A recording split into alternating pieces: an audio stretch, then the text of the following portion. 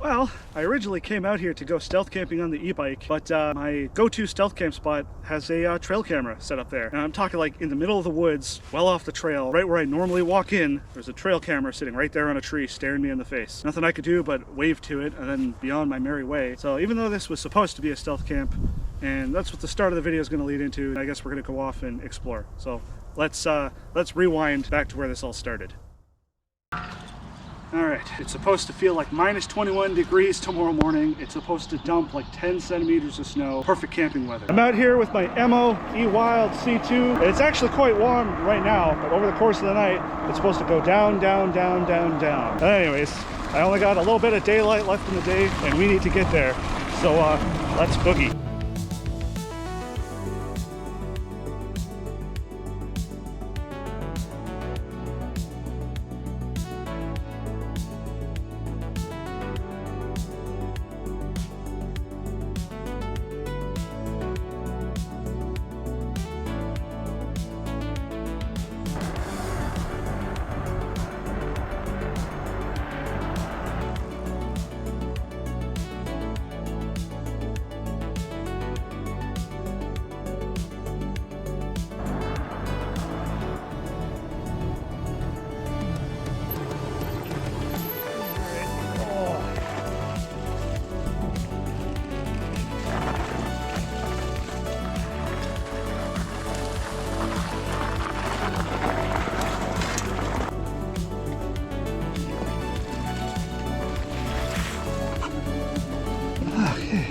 Well, my usual go-to spot is actually a no-go because someone has a trail cam set up there.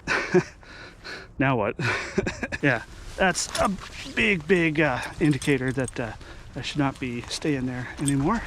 It actually gives me pause to stay in this entire area because it tells me that the whole area is being surveilled, presumably for wildlife. I've come to another end here, but it's very open. There's no way I'm concealing my tent here. I've got a full-size tent with me this time. That's what's in the big duffel bag here. Because you never know the kinds of people that are going to come stalking down trails in the middle of the night, right? When you're stealth camping, you're all alone. I mean, a little paranoid. But yeah, it's a nice little area here. And now I hear a phone ringing. I'm in the middle of the woods. Where's it coming from? It's a little bit too late in the day to really be scouting around for alternatives. Yeah, I'm rocking a really heavy-duty setup. I brought a full enclosed tent just to keep the wind off me. I got my wool blanket and sleeping bag, my full 3-layer sleep setup. I've got another layer of jackets and base layers and stuff like that to put on top of what I already have. Thicker winter gloves, full ski mask. I was set to the nines to do this camp. All right, I guess we'll just explore around and put this bike through its paces fully loaded with all of the winter gear. Look at it, it's get pretty gnarly with the mud because it's above zero, so all the ice and stuff has melted and created a really soupy mess. But that's the way it goes sometimes you get skunked. Oh, up and over. Yeah, this thing is very tail heavy with the big duffel bag and everything back there.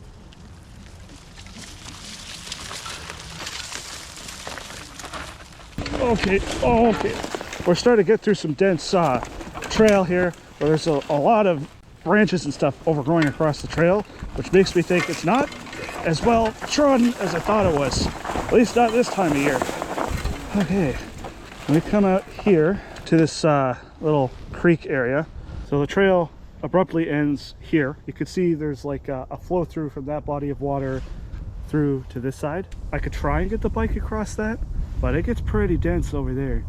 I mean, at least from here, you can see on the other side, it doesn't really come across too well on the GoPro. That growth there is super tall, and I would have perfect line of sight block from that side, except where those homes are across the way there. I'll switch to my phone so you can see them better.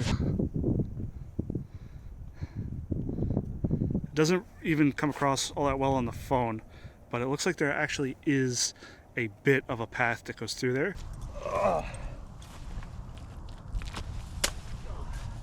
This is why it's important to watch where you're going. I just walked right into these thorns. That could have been very bad. It's very dense over here. Good line of sight blockage from pretty much all around. This is actually a really good stealth camp spot. It's just the thing is, it's not big enough to support that big tent that I have.